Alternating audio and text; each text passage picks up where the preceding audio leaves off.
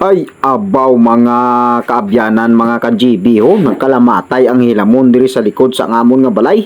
Balaan ninyo kung ano ang dahilan, ginisprihan inisang grider. Hello mga ka-JB, magandang umaga. Problema mo din ba itong problema ko? Ayan, napakakapal na mga damo. Bago lang natin itong tinira mga ka-JB ng itak natin. Ayan, nandyan na naman sila. So, mayroon akong naisip na isang paraan mga ka-JB. Ito, bibisitahin natin ang Abigail Farm Supply. Kasi alam natin mga ka-GB, nagbibinta sila ng mga quality na mga farm chemicals, lalong-lalo na yung herbicide, yung grider. Bibili tayo mga ka-GB at tirahin natin itong mga damo na to. Yan, samahan ninyo ako. Good morning mga ka-GB. So pupunta tayo dito sa Abigail Farm Supply. Bibili tayo ng grader.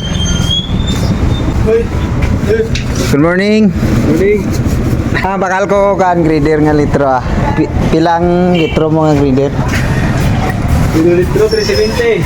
320. Isa lang nga litro. So ito kasi yung maganda mga ka-GB yung grader.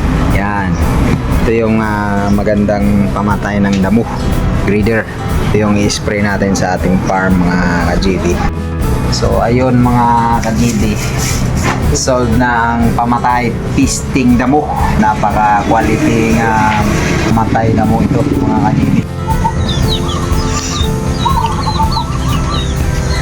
Uy, good morning mga ka-farmers. Kamusta kayo? So ngayong umaga ay mag-spray po tayo ng grader. Ito po ay herbicide, glyphosate para sa mga damo na pakalat-kalat sa ating mga farm. So ito yung ating gagamitin. Ito po ay product ng Agri-Base Chemicals Incorporated, Abigail Farm Supply. Mag-spray na po tayo mga ka-GB. Turuan ko po kayo.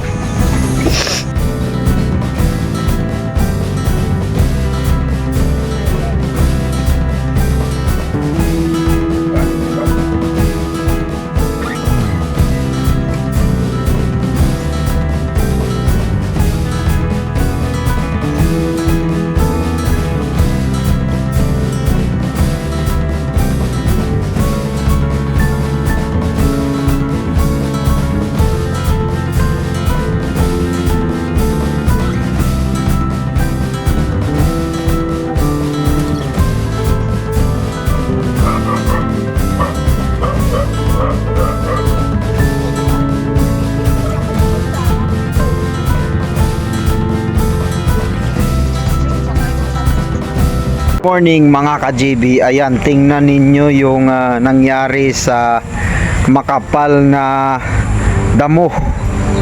Inisprayan po natin ito ng grader. Ayan tingnan nyo naman, ang linis na ang ganda talaga ng produkto ng grader. So ayan, punong kahoy, siyempre hindi yan mamamatay. Ito yung mga damo dito na wala na. Ayan. So, wala nang perwes yung damo. Malinis na po siya. Yan. So, clearing operation na ito mga ka-GB. Salamat sa grader.